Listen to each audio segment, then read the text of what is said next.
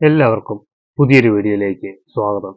നമ്മൾ ഇന്നൊരു ചിരട്ട കൊണ്ടൊരു കൊന്തമോതിരമാണ് ഉണ്ടാക്കാൻ പോകുന്നത്. അത് അപ്പോക്സിയും ചിരട്ടയും ഉപയോഗിച്ചാണ് നമ്മൾ ഇന്ന് ഉണ്ടാക്കുന്നത്. അതിനുവേണ്ടി നമ്മൾ ഒരു ചിരട്ട എടുത്തിട്ടുണ്ട്. ഈ ചിരട്ട നമ്മൾ കട്ട് ചെയ്ത് കുഞ്ഞു പീസുകളൊക്കെ മുറിച്ചെടുത്ത് അപ്പോക്സിക്കകത്ത് പൊതിഞ്ഞാണ് ഉണ്ടാക്കുന്നത്. അന്നേരപ്പോൾ ഒട്ടും സമയം കളയാതെ നമുക്ക് നേരെ വീഡിയോയിലോട്ട് പോകാം.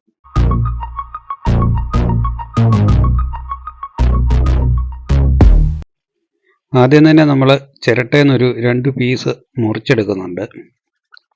ഒരു 1/2 ഇഞ്ച് കനത്തിലുള്ള 1/2 ഇഞ്ച് 1 ഇഞ്ച് നീളമുള്ള 2 ചെറിയ പീസുകൾ, ഇത്രത്തോളമുള്ള 2 പീസ് നമ്മൾ മുറിച്ചെടുക്കുകയാണ്.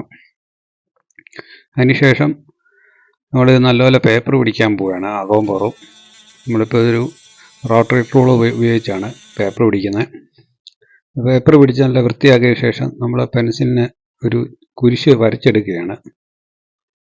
തീരെ ചെറിയ കുരിശായതുകൊണ്ടാണ് വലിയ പീസായിട്ട് തന്നെ മുറിച്ചെടുത്തത്. അതിൻ്റെ ഒരു നല്ല ഭാഗം നോക്കി നമ്മളൊരു കുരിശ് പെൻസിലിനാണ് മാർക്ക് ചെയ്തെടുക്കുന്നത്. ഏകദേശം ഇത്രത്തോളം വലുപ്പമുള്ള, തീരെ ചെറുതാണ്, ഇത്രയുള്ള ഒരു കുരിശ് നമ്മൾ മാർക്ക് ചെയ്തെടുത്തു. ഒരു വാൾ ഉപയോഗിച്ച് ഇത് കട്ട് ചെയ്യാൻ പോവുകയാണ്. ഒരു സൈഡിൽ നിന്ന് കട്ട് ചെയ്ത് എടുക്കുകയാണ്. ഇപ്പോൾ 0.5-ൻ്റെ ബ്ലേഡ് ഇട്ടാണ് കട്ട് ചെയ്യുന്നത്. തീരെ ചെറിയ ബ്ലേഡാണ്, അതുകൊണ്ട് തന്നെ ഒരു വള്ളി പോലെ ഉള്ളൂ ബ്ലേഡ്. സൂക്ഷിച്ച് കട്ട് ചെയ്തില്ലെങ്കിൽ പൊടിഞ്ഞു പോകും. ഇങ്ങനെ ഓരോ സൈഡുകൾ പീസ് മുറിച്ച് മാറ്റിയെടുക്കുക എന്നുള്ളതാണ്. എന്നിട്ട് നമുക്ക് കറക്റ്റ് ഷേപ്പിന് പിന്നെ രാഗിയാണ് ഇതെടുക്കുന്ന കുരിശ്. തീരെ ചെറിയ കുരിശായതുകൊണ്ട് നമ്മുടെ മോതിരത്തിൽ വെക്കേണ്ട സൈസിന് പറ്റിയത് വേണം നമുക്ക് എടുക്കാൻ വേണ്ടി.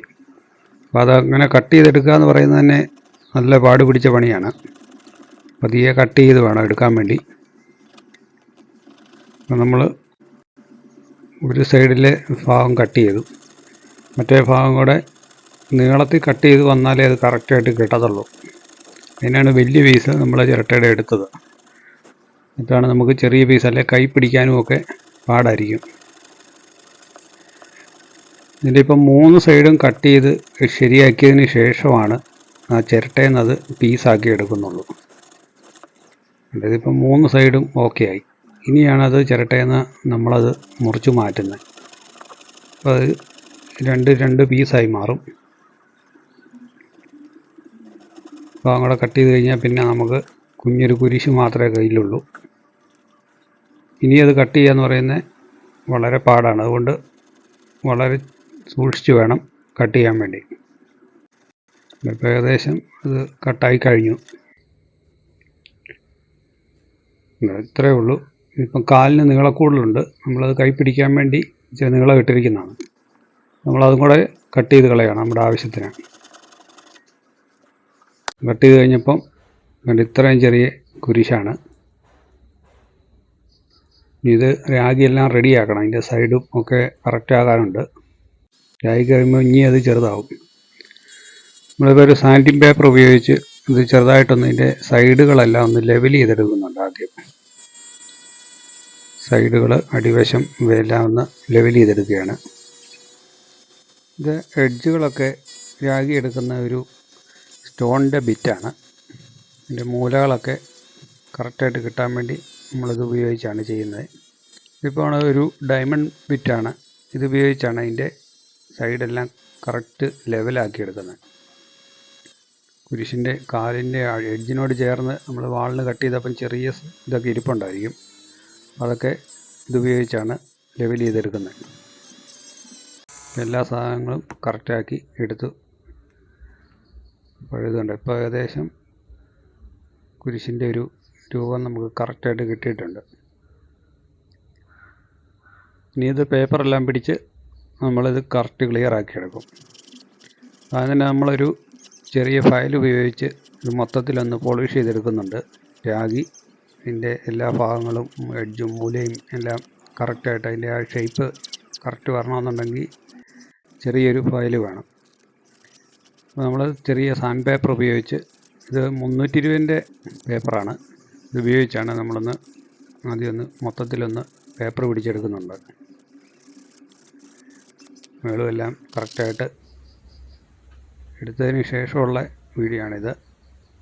ഇത്രത്തോളം ചെറിയ കുരിശാണ് നമ്മുടെ മോതിരത്തെ വരുന്നത്. ഇത് ഏകദേശം വലിപ്പം എന്ന് പറയുന്നത് ഒരു 1/4 ഇഞ്ച് വലിപ്പമുള്ളൂ, 1/4 ഇഞ്ച് അടുത്തേ ഉള്ളൂ.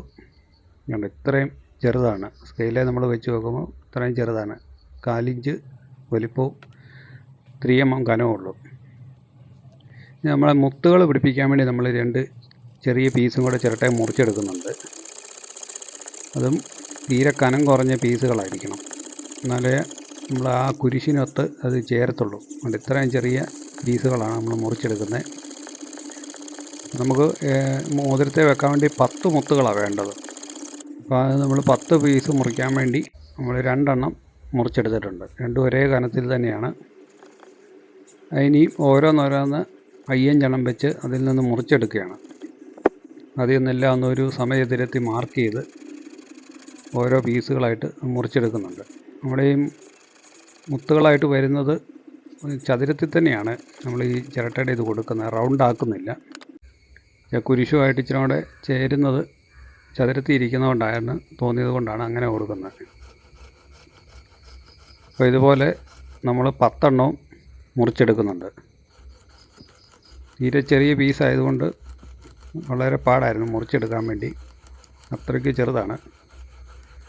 കുരിശും ചെറുതായതുകൊണ്ട് ഇത്രയും 10 പീസുകൾ നമ്മൾ മുറിച്ചെടുത്തു. ഇനി നമ്മളിത് ഓരോന്നും പേപ്പർ പിടിച്ചത് ലെവൽ ചെയ്യണം. നമ്മളിതൊരു നോൺ സ്പ്ലെയറെ വെച്ചുകൊണ്ട് ഇതിൻ്റെ എഡ്ജുകളെല്ലാം കറക്റ്റായിട്ട് കട്ട് ചെയ്തെടുത്തപ്പോൾ ഒരു കറക്റ്റ് ഷേപ്പൊന്നും ആയിരിക്കില്ല. അന്നേരം അപ്പോൾ അതെല്ലാം 4 സൈഡും അതിൻ്റെ പേപ്പർ പിടിച്ച് അതിൻ്റെ മേളും അടിവശവും കൂടെ പിടിക്കുന്നുണ്ട്. അങ്ങനെ എല്ലാ സൈഡും പിടിച്ചെടുത്ത് കഴിയുമ്പോൾ ഒരു ചെറിയ കട്ടയായിട്ട് കിട്ടും. ഇങ്ങനെ 10 പീസ് നമ്മൾ മുറിച്ച് രാഗി എല്ലാം റെഡിയാക്കി എടുത്തിരിക്കുകയാണ്. അപ്പോൾ നമ്മുടെ വിരലിൻ്റെ വലിപ്പത്തിനുള്ള ഒരു തെർമോക്കോൾ റൗണ്ട് വെട്ടിയെടുത്തിട്ടുണ്ട്. ഇതിപ്പോൾ എൻ്റെ തന്നെ ചൂണ്ടുവിരലിൻ്റെ വലിപ്പത്തിലുള്ളതാണ്. ശേഷം ഒരു പ്രഷർ ടേപ്പ് ഇതിൻ്റെ പുറത്ത് നമ്മൾ ഒട്ടിക്കുന്നുണ്ട്. അത് പശയുള്ളിടം പുറത്ത് വരുന്ന രീതിയിലാണ് ഒട്ടിക്കുന്നത്. തല തിരിച്ച് നമ്മളിത് ഒട്ടിക്കുന്നുണ്ട്. ഇങ്ങനെ ചുറ്റിയെടുത്ത് പശയുള്ള സ്ഥലം പുറത്ത് വരേണ്ട കാരണം എന്ന് വെച്ചാൽ നമ്മുടെ ഈ കുരിശും ഇതെല്ലാം അതിൽ ഒട്ടിച്ച് വെക്കാൻ വേണ്ടിയാണ്. നമ്മളൊരു ഏകദേശം മോതിരത്തിൻ്റെ ഒരു വലിപ്പം ഇതേ മാർക്ക് ചെയ്യുന്നുണ്ട്. കറക്റ്റ് സെൻറ്ററിൽ എന്നിട്ട് കുരിശുകൾ ഓരോന്നോരോ കുരിശെടുത്ത് സെൻറ്ററിൽ ഒട്ടിക്കുന്നുണ്ട്. പശ പുറത്തായതുകൊണ്ട് ചിരട്ട അതിൽ ഒട്ടിയിരിക്കും. അപ്പോൾ പെൻസിലിൻ്റെ മാർക്കിങ്ങിൻ്റെ കറക്റ്റ് സെൻറ്ററായിട്ടാണ് വരുന്നത്. അങ്ങനെ 10 മുത്തുകളും ഇതേ നമ്മൾ പിടിപ്പിച്ചെടുക്കുന്നുണ്ട്. എല്ലാം ഒരേ അകലത്തിൽ പിടിപ്പിക്കാൻ ശ്രമിക്കണം. അങ്ങനെ ഓരോന്നും ചുറ്റിനും ഇതിൽ ഒട്ടിച്ച് പിടിപ്പിക്കുന്നുണ്ട്. എന്നിട്ട് ശേഷം ഇതെല്ലാം ഒന്ന് ലെവലാണോ എല്ലാം ഒന്ന് ചെക്ക് ചെയ്ത് കറക്റ്റാക്കിയ ശേഷം ഇച്ചിരി പശയും കൂടെ ഇതേ ഒഴിച്ചു കൊടുക്കുന്നുണ്ട്.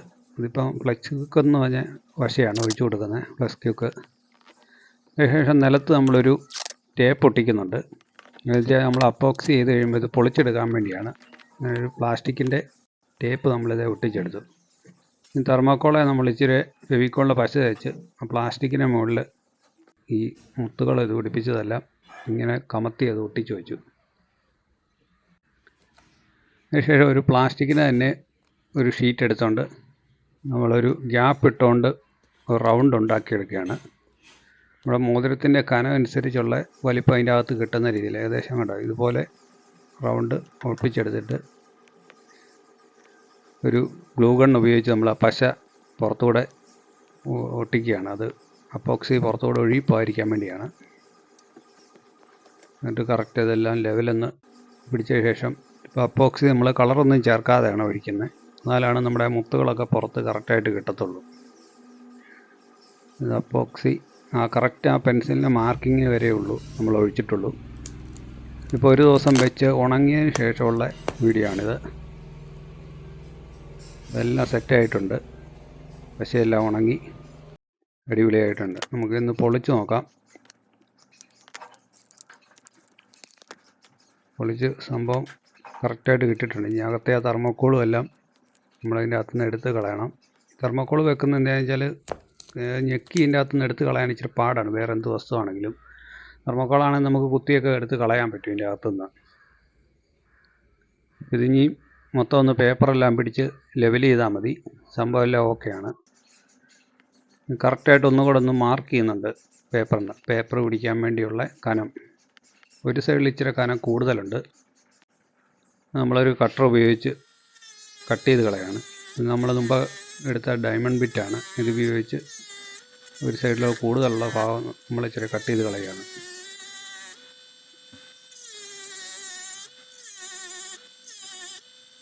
ഇപ്പം ഫുള്ള് റൗണ്ടിൽ കറക്റ്റ് നോക്കി വേണം കട്ട് ചെയ്യാൻ, കീറിയൊന്നും പോകാതെ ഏകദേശം നമ്മൾ കട്ട് ചെയ്തെടുത്തു. നമ്മളൊരു പേപ്പർ വെച്ച് ഒന്ന് പേപ്പർ പിടിച്ചെടുക്കുകയാണ്. മൊത്തം രണ്ട് സൈഡ് എഡ്ജുകൾ രണ്ടും ലെവൽ ചെയ്യുന്ന രീതിയിൽ പേപ്പർ പിടിച്ചെടുത്തു. സാൻഡിങ് പേപ്പർ ഉപയോഗിച്ച് നമ്മളതിൻ്റെ മേളുവശവും സൈഡും അതിൻ്റെ അരികുകളും എല്ലാം ഈ ഒരു പേപ്പർ പിടിക്കുന്നതാണ് അതിൻ്റെ കറക്റ്റ് മോതിരത്തിൻ്റെ ഷേപ്പിലോട്ട് നമ്മൾ കൊണ്ടുവരുന്നത്. ഏകദേശം നമ്മൾ പിടിച്ചു കഴിഞ്ഞപ്പോൾ തന്നെ അതൊരു ഇതായിട്ടുണ്ട്. ഇതിപ്പോൾ ഇച്ചിരി മങ്ങിയിട്ടുണ്ട്. അത് പേപ്പർ പിടിച്ചതുകൊണ്ടാണ്. അത് നല്ലപോലെ പേപ്പർ പിടിച്ചത് ക്ലിയർ ചെയ്ത് കൊണ്ടുവരാൻ പറ്റും നമുക്ക്. ഇച്ചിരി കൂടെയൊക്കെ എന്നത് സെറ്റായിട്ടുണ്ട്. ഇതിപ്പോൾ നമ്മളൊരു റബ്ബിംഗ് കോമ്പൗണ്ടാണ് ഉപയോഗിച്ചിരിക്കുന്നത്. ഈ വണ്ടികളൊക്കെ പോളിഷ് ചെയ്യുന്നത് അതാണ് യൂസ് ചെയ്യുന്നത്. ഇത് വെച്ച് നമ്മളിത് പോളിഷ് ചെയ്തെടുക്കുകയാണ്.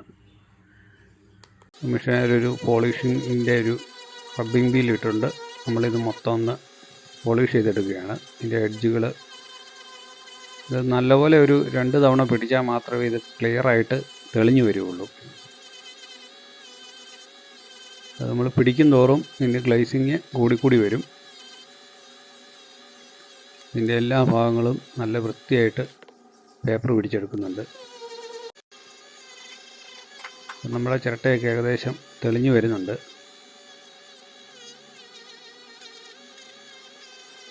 വൃത്തിയായിട്ട് എല്ലാം വന്നിട്ടുണ്ട്.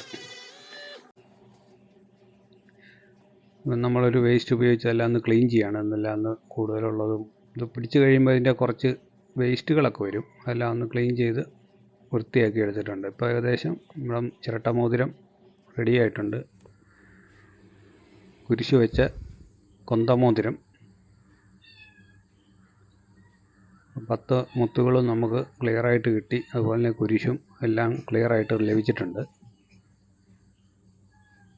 കറക്റ്റായിട്ട് നിങ്ങളെ വെട്ടത്ത് വെച്ച് കാണിച്ചു തരാം.